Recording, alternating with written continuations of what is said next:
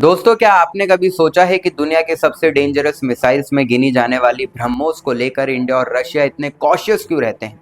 Reason सिर्फ speed या fire power नहीं है। असली वजह है इस मिसाइल से बदलता हुआ जियोपॉलिटिक्स का पूरा गेम। और आज इसी गेम में इंडिया ने एक ऐसा डिसीजन लिया है जिसने टर्की से लेकर यूरोप तक हलचल मचा दी है। इस कहानी की रूट्स काफी पुरानी है। एक टाइम ऐसा भी था जब रशिया ने खुद इंडिया को ब्रह्मोस किसी थर्ड कंट्री को देने से रोक दिया था।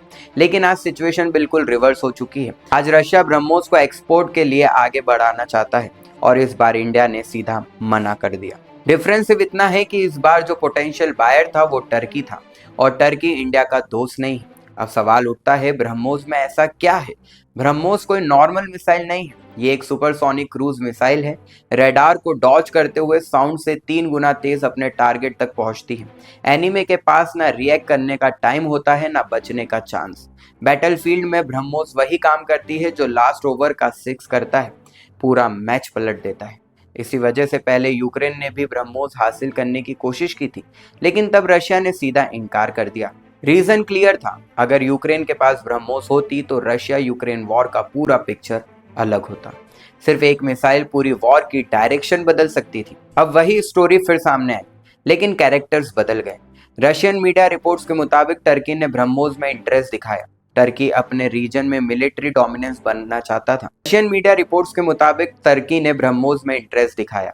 टर्की अपने रीजन में मिलिट्री डोमिनेंस बनाना चाहता है। ग्रीस, सिप्रस, इसराइल, इन सब पर स्ट्रेटेजिक एज के लिए टर्की को ऐसे वेपन्स चाहिए जो सामने वाले का गेम तोड़ दें। रशिया और टर्की के रिलेशन पहले से काफी क्लोज रहे हैं। S-400 डील ने ये बात दुनिया को दिखा दी थी। टर्की को लगा पुतिन और अर्दोगन की दोस्ती के दम पर इंडिया को मना लिया जाएगा। यहीं टर्की ने सबसे बड़ी गलती कर दी। जैसे ही इंडिया को इस बैक चैनल टॉक की खबर लगी, इंडिया ने बिना टाइम वेस्ट किए अपना वीटो लगा दिया। इंडिया का मैसेज बिल्कुल क्लियर था, दोस्ती अपनी जगह, नेशनल सिक्योरिटी उससे कहीं ऊपर।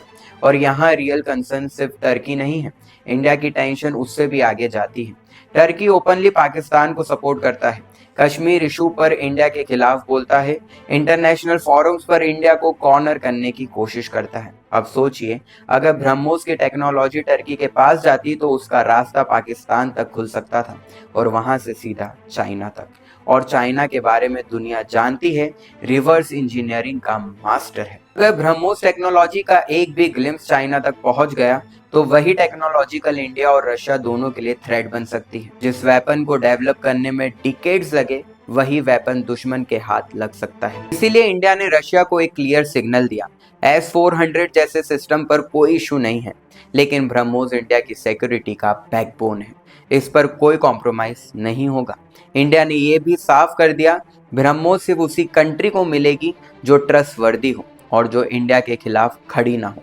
गेम सिर्फ मिसाइल का नहीं है दोस्तों, गेम पावर का है, ट्रस्ट का है और फ्यूचर वॉर्स की डायरेक्शन का है।